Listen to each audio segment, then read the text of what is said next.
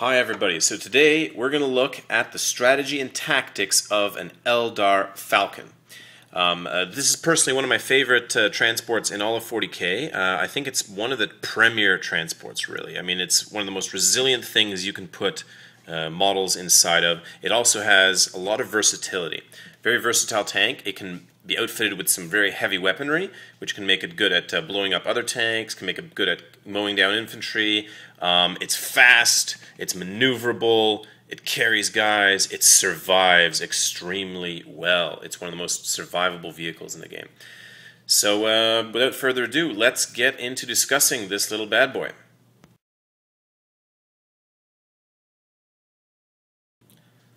Okay, let's start with his abilities. Ballistic skill 3, not too terrible, not amazing. Means you're going to hit 50% of the time. You need to hit on a 4+. Armor value 12 in the front, 12 in the sides, 10 in the rear. Puts it in the echelon of medium armored vehicles in 40k. Solid armor, especially the side armor of 12, very solid over there, but not not outstanding. It's not a 13, it's not a 14. It's a medium vehicle. It's fast, which means it can always move 6 inches and fire all its guns, or move up to 12 inches and fire one gun and its defensive weapons. It's also a tank and a skimmer. So first of all, with skimming and the fact that it's fast, it means that it can go flat out by going up to 24 inches when it goes flat out. Very impressive. And if it goes flat out, it gets a 4+ cover save being a skimmer. Very useful ability being a skimmer. It's also a tank, which means it can tank shock.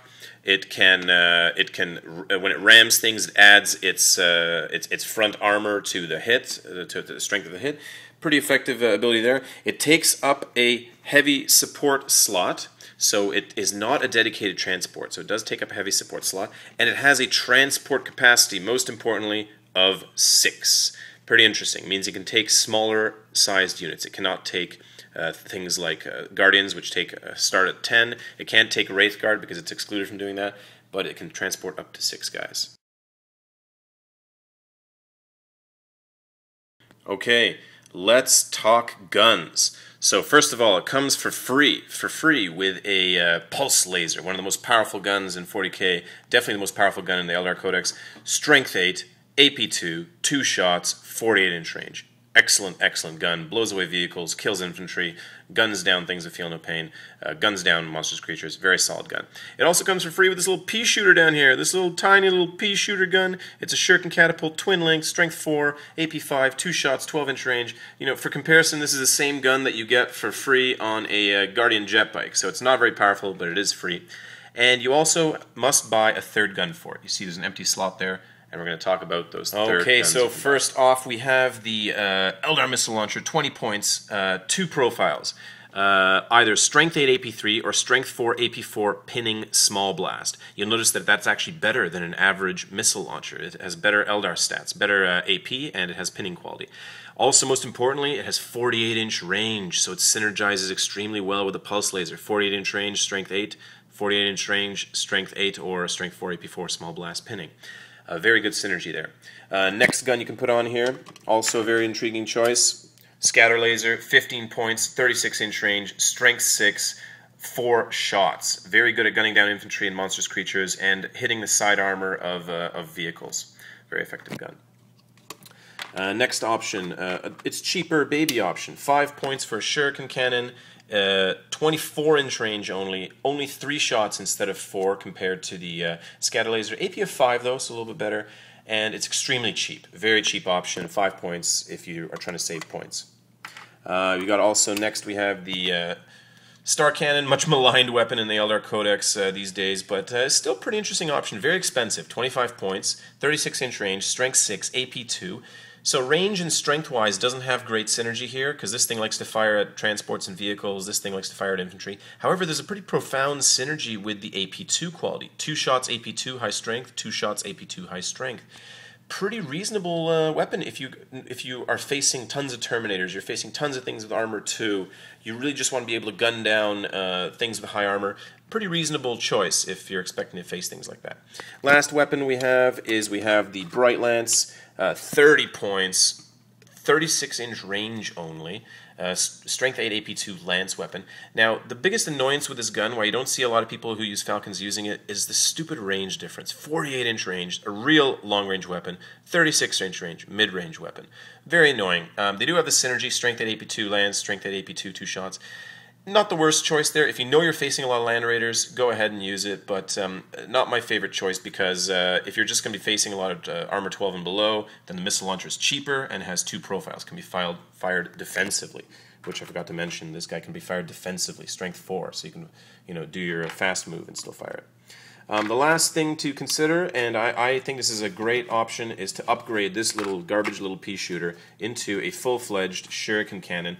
Only 10 points. The same shuriken cannon you can put up there, 3 strength 6 shots at 24-inch range. It means that this gives you 3 full guns. It increases your slot efficiency, so you're buying a heavy support slot and you're trying to buy as many heavy guns as possible. So for 10 more points, that's a no-brainer. It also means that if these things get blown away, you still have a solid vehicle gun. Very good choice. Very good potential choice. Okay, let's talk upgrades. First upgrade, mandatory. Mandatory on any Eldar vehicle, unless it's in a squadron because they get the effect for free, but mandatory on any normal vehicle, Spirit Stones. If you're not taking Spirit Stones, then you got to really reconsider why you're buying vehicles in your Eldar army. Spirit Stones is 10 points and it operates exactly the same as extra armor. That means it's like a 5-point cheaper version of extra armor. And with Eldar vehicles, that means your fastness is always going to be usable. Spirit Stones, extra armor, if you don't know, it reduces any stunned hit into a shaken hit, which means instead of being unable to move, you're just going to be reduced into the lowest result, which is unable to shoot. Very important upgrade.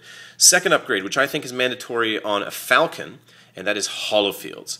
Hollow fields is what this vehicle is all about. It brings it up to its true potential. So you've got to take hollow fields if you're going to buy a Falcon. Otherwise, you're not really using this to its full potential. What do hollow fields do?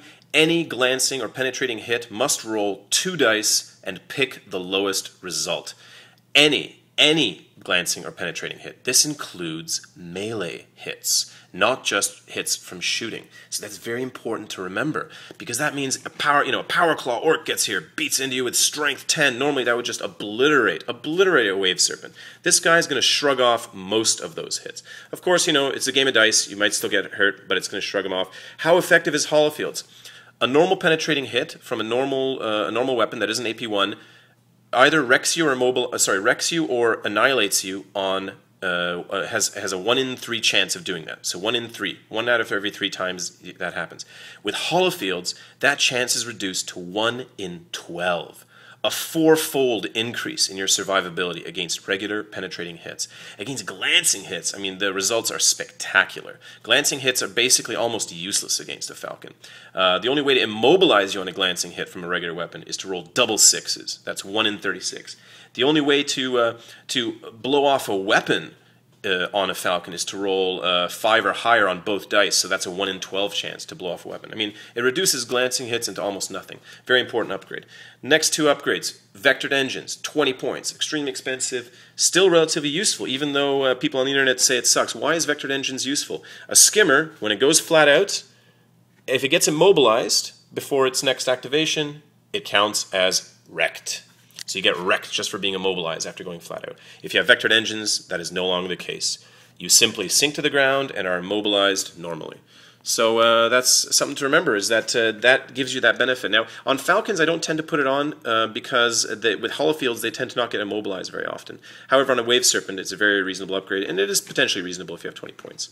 Last upgrade is Star Engines. For 15 points, you get to move an extra 12 inches in the shooting phase. Can be pretty useful, lets you move 36 in a turn, or lets you do some interesting strategies. Maybe you have some guys over here, they've popped out, gunned down a vehicle over here, they've blown it up, so you unload them, he goes here, blows it up, this guy moves away, and now this is wrecked. In the shooting phase, this guy can now fly over here and play blocker for that guy. He can actually block, sorry, I placed him on there. You can actually play blocker for him. So you can do this interesting tactics. Personally, I don't put him, I don't buy it too often. Pretty expensive upgrade, and I find 24 inches is enough for me. And if my Falcon is able to shoot, I want it to shoot. I don't want to waste the shooting phase moving. Something to think about, though. Okay, let's talk some of the more common loadouts. First loadout, Spirit Stones, Holofields, Eldar Missile Launcher, and Upgraded Cannon, 190 points. Very solid loadout. Gives you a defensive weapon if you go 12 inches, so big gun defensive weapon. It gives you lots of extra options if things get blown away. If you just are moving 6 inches firing everything, you can mow down infantry or side armor on vehicles with good guns here, slightly weaker gun there. Very solid option. Next loadout that you see used commonly is the cheapest possible one. You've got just the regular shuriken cannon, a regular little garbage catapult down there. 165 points with shuriken cannon, Holofield, Spirit Stones. Very cheap option. Not my favorite because it is supposed to be a heavy support slot. You're supposed to take lots of heavy guns, but if you're trying to save points while still keeping the Holofields on there, reasonable option. And the last option, also a very solid option. You bring back the upgraded cannon down here, and you put a scatter laser on there. So what does this option do? It gives you 7 strength 6 shots at 24-inch range. This one goes 36-inch range, that one's 24, plus the extra vehicle killing power. Really good at killing side armor, really good at killing armor 10 vehicles like Dark Eldar, really good at gunning down monstrous creatures, AP2 guns, tons of strength 6 here. You're just gunning down demon princes and trigons. You're going to be putting a lot of wounds into them. Pretty solid option. We are looking at 185 points for this one, so 5 points cheaper than the missile launcher variant, and much more effective at gunning down infantry and monstrous creatures, but less effective at shooting armor 11 and 12 vehicles. Interesting option there. Okay, let's talk about transporting. What do you put in this guy? You can't put large units of Guardians because they have a minimum unit size of 10, but you can, for instance, put a unit of Dire Avengers, minimum unit size of 5. Pretty solid, so you can put up to 6 of those guys in there, or you can, for instance, put a minimum unit of 5 and put a character with them. For instance, a Farseer. This is actually a great vehicle to keep a Farseer in. Well, it's good to keep Farseers in vehicles in general because what happens is your powers now are measured from the vehicle hull. So you could be over here, have a unit over here that you're able to fortune, and then have another unit over here that you're able to guide because that's 6 inches there, that's 6 inches there. But what makes this guy particularly useful is because of Holofields, he's not going to be wrecked very often. So your Farseer is going to be able to be pretty safe inside, whereas a Wave Serpent could just get gunned down pretty easily with some Strength 8 shooting, call it a day, and suddenly the Farseer is out in the open. Something to think about. The other type of thing you tend to put in here very often is Fire Dragons, everyone's favorite unit, a unit of Meltagun guys. So you can put these in a Wave Serpent still, that's fine. What makes this a great transport for them, though, it's very likely to deliver them. It's very likely to survive because of Holofields. So that means these precious guys are not going to be stuck in the middle of the board, staring at their guns. They're actually going to be able to get close to the vehicle that they need to kill. Maybe that vehicle that's haranguing your army, whatever it is. Pretty good use of it there.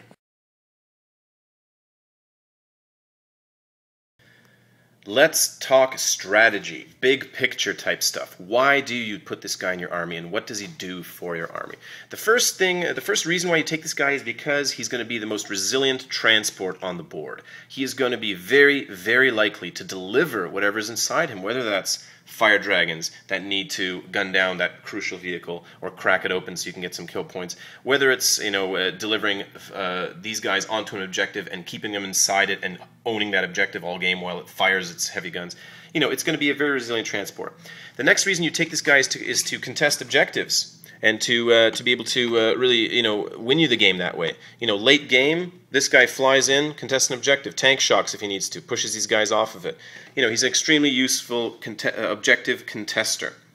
The third reason, but not the least, of why you take this guy is he has very decent long-range anti-tank weaponry. For instance, if you outfit him the way I have for 190 points with the Eldar Missile Launcher and this, with the Pulse Laser here, 3 Strength 8 shots, 48-inch range. Pretty reasonable way to blow open other people's rhinos, other people's chimeras, other people's transports, and force your opponent's army onto out in the open to be on foot. The last reason you take this guy is a psychological reason. You want him to draw fire. You want your opponent to shoot his guns at this guy, his big guns. You want him to shoot his las cannons, his missiles, his autocannons at this guy because he's going to shrug off most of those hits. I mean, what's going to happen? He's going to get shaken in most cases. That's about it. Maybe he'll lose a gun or two, but he's going to survive. He's going to draw so much fire that it's going to give some air to the rest of your army, give some room for them to do their magic as well. So you want him to draw fire. Okay, let's talk tactics. How do you actually use this guy in-game, on the game board? The first thing you're going to do is, because he's a skimmer, you're going to be able to move over other terrain and models without penalty, as long as you don't land in it. So for instance, let's just say you have a gigantic ruin over here blocking your way. Most tanks would have to crush their way through. Maybe this is even an impassable terrain. Maybe you're counting it as that. This guy just flies right over it. Skimmers just move right over it, and they're fine. Now, if you ever land in difficult terrain, so let's just say there's a piece of difficult terrain here, and you want to move your 6 inches to fire all your guns, you're going to land inside here, you do have to take a dangerous terrain test, so keep that in mind. Anytime you land in or take off from with a skimmer, you're going to make a dangerous terrain test, which might immobilize you. Keep that in mind. As I stated, though, before, you are also able to fly over models. So this could be friendly models. This could be enemy models. You know, there's a little melee that's about to start here. You can, instead of having to move around it, you can just fly right over them. As long as you keep your rule of landing at least an inch away from an opposing force. That's the first thing you're going to do. Another tactic to use this guy for is tank shocking and ramming. He is a tank, so he can tank shock. If these guys are on some crucial objective, tank shock them off of it, push them off, contest that objective. You can go up to 24 inches when you're tank shocking, so that's an amazing ability to have on such a fast vehicle. Ramming. This guy makes an excellent rammer. Now, you don't want to be ramming too often, but if you're desperate or the situation happens to warrant it, you can ram in there. You've got +2 to your ram because you're from your front armor, +1 because you're a tank, and most importantly, you have hollow fields. Hollow fields makes this guy a premier rammer because it makes it much less likely that you're going to suffer a terrible result in return. You know, the problem with ramming is, you know, you take a big hit, but I take a big hit, and then maybe we both blow up. Maybe, you know, maybe I blow up even though I'm trying to ram you. With hollow fields, it makes it much more likely that you're not going to have much more of a result other than maybe a weapon destroyed, maybe you're going to just be shaken or stunned, which just becomes a shaken because you bought the Spirit Stones. It puts the odds in your favor for ramming. Now, since you are fast, it means you can move 6 inches, fire all your guns, or move 12 inches and fire 1 gun plus a defensive weapon. For instance, this Eldar Missile Launcher can be fired as a Strength 4 template. What this essentially means is that you can easily move 6 inches every turn and still fire all your guns. You can be moving 6 inches all the time. There's no reason for you not to, you know, unless, of course, the strategic situation is such that you want to stay in place. What does moving 6 inches do? First of all, it means that any melee hits against you are going to need, or melee attacks are going to need force to hit you. Second of all, it lets you just keep continually reposition. You know, you're behind a building to get some cover. Next turn, you move out to get an open shot on a vehicle. Then next turn, you move behind something else to get cover. You know, there's a lot of strategic options. Use your mobility. Also, because you're a fast skimmer, which means you can go flat out up to 24 inches, and you're going to be gaining a 4+ cover save, what this means is that if you are shaken on a particular turn, and you don't have any particular reason why you need to maybe unload guys or move slowly, you can just go flat out deliberately to give yourself a 4+ cover save, because that will make it much less likely that you'll take any more hits and be shaken the next turn. Plus, it means that your opponent might not be as inclined to shoot at you because he knows that you're going to have that 4+ cover save. So if you're shaken one turn, consider going flat out the next turn to get that cover save, to make it much less likely that you'll be shaken the turn after. Now, you can also consider that speed a bit of a defense for yourself. If you know you're going to be ending up near an enemy melee unit that is scary, that has, you know, higher strength attacks that are going to hurt your rear armor, that are going to probably penetrate you or have a chance to do so, then consider moving cruising speed towards them when you're going to end up near them. Maybe you're unloading some fire dragons over here. They're going to pop out, you know, blow up a vehicle over here. They pop out, blow up a vehicle. On your turn, you move the heck out of dodge, you go cruising speed over here. You know, why would you not just go 6 inches, fire all your guns? You know, that might be an option, but by going cruising speed, you're going to make these guys need 6s to hit you, and you can still fire your big gun plus maybe defensive weapon. So you can still be offensive while defending yourself nicely. These guys are going to need 6s to hit you, and then they're going to have to still contend with hollow fields, which means that the chance that those guys are going to hurt him in melee when he's moved like that is very small. So consider that a tactical option. If you know you're going to end up close to melee units, make sure you're forcing them to hit you on 6. The last tactic I really want you to consider with your Falcon is to use him as a blocker. Now, theoretically, a Wave Serpent can make a nice blocker, but it doesn't have hollow fields, which means that if it gets beat up in melee, there's a very good chance you're going to be at the mercy of the dice. Now, what do I mean using him as a blocker? Difficult terrain over here, opposing unit, nasty melee unit, awesome Eldar unit that sucks in melee and is about to get chopped down. These guys, right now I've measured it, they're about 9.5, 10 inches away from each other. You know that these guys are just going to get chopped down by those guys. So what you do is you fly in here, you put yourself, you got to be 1 inch away from the opposing unit, but you put yourself in here, and you use yourself as a blocker against these guys. Why would you do this? Because now they're not going to be able to get through you, they're not going to be able to roll enough to get around you, but they're going to have to go over the terrain. Now, there's no guarantee that they're going to roll 6 to go through this terrain, and there's no guarantee that they're going to roll high enough on their assault terrain roll to get into you. So you've pretty much protected them nicely. And why does this guy make a really good blocker? Because, then they'll just say, well, screw you, we're going to come after your Falcon, we're going to beat up your vehicle, you big old jerk. Well, the nice thing about this guy is you've probably moved 6 or 12 inches to get in there to block them, so it's going to be hard to hit you. And on top of that, once they get through that, they got to deal again with hollow fields. So it's very likely that they're not going to have very much effect on you at all. And what you've successfully done is you've protected your incredibly precious unit, which now next turn is going to be able to load in if they want, or go out here and gun those guys down. And you've protected yourself with hollow fields, so it's very unlikely that you're going to see a terrible effect from it. So very good use of Falcon as a blocker.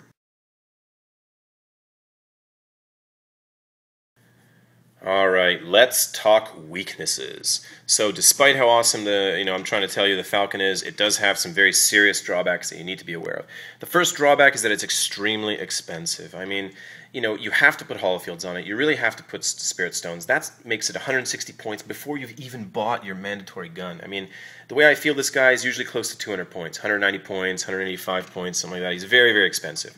The next problem is that for that price, for that heavy support slot that he takes up, you don't have amazing amounts of firepower. You have kind of middle-of-the-road firepower. I mean, you've got a lot of Strength 8 shots, pretty good. Unfortunately, Ballistic Skill 3, so it doesn't always hit. And you don't have the impressive kind of firepower that you get with certain Space Marine vehicles, with other armies' heavy support choices. But you are a very solid buy. You have very solid transport braking capabilities, and you're an extremely useful transport. Next problem is that, like all Eldar vehicles, you only have one exit and entry point into the vehicle. So when you unload guys, they've got to unload within a roughly 2-inch little zone of this guy. That is incredibly annoying, and you've got to learn how to deal with that if you're going to play Eldar successfully. You've got to learn when to unload first, then have these guys walk out and go after something, and when you need to be more aggressive and unload on the fly, unload forward, drop these guys. That's not an ideal scenario because now your rear armor is being hit. So keep that in mind, only one entry point. He cannot take full units, as we've spoken about before. He can only take minimum size type units, up to 6 guys. And most importantly, he's very susceptible to AP1 weaponry. This means meltas. This means railguns. If you face a Tau player with a zillion railguns, you will live in fear of them because this guy's expensive and those things can just paste this guy. Now, don't get me wrong, this guy's more survivable against meltas, against melta penetrating hits, than even a Land Raider, because a Land Raider has, just is at the mercy of that dice. 50-50 penetrating hit from a melta weapon or a railgun is going to blow up any regular vehicle. This guy still reduces those down to a 25% chance, so 1 in 4 chance something bad's going to happen. But, still, those meltas are going to hurt. So avoid them, watch out for those railguns. Try to avoid AP1 hits, AP1 weaponry. Okay, so, summing it all up, why is this a worthwhile investment in a tank? It's a very resilient transport, probably the most resilient transport in all of 40K. It is very hard to kill, it draws a lot of fire, it is very likely to deliver whoever's inside it either into safety or towards the target that they need to be going after. If you're a beginner and you're wondering whether a Falcon is a great choice to your army, it absolutely is. It will grow with your army. It will help you learn many of the intricate details of Eldar Tactics because it's such a versatile tank, and it can be adapted to any type of strategy that you have. If you're a veteran and you've been using nothing but Wave Serpents and you're happy with them, but you want to expand out a little bit, then I do recommend you try out the Falcon. I guarantee you will be extremely impressed with its versatility and its survivability. This thing takes a real beating and keeps on ticking, unlike Wave Serpents, which sometimes blow up to the first missile that hits them. Not saying this can't happen to this guy. Hey, it's a dice game, right? But it's just not very likely. So I hope you guys enjoyed this video, and keep on watching, and take care. Bye.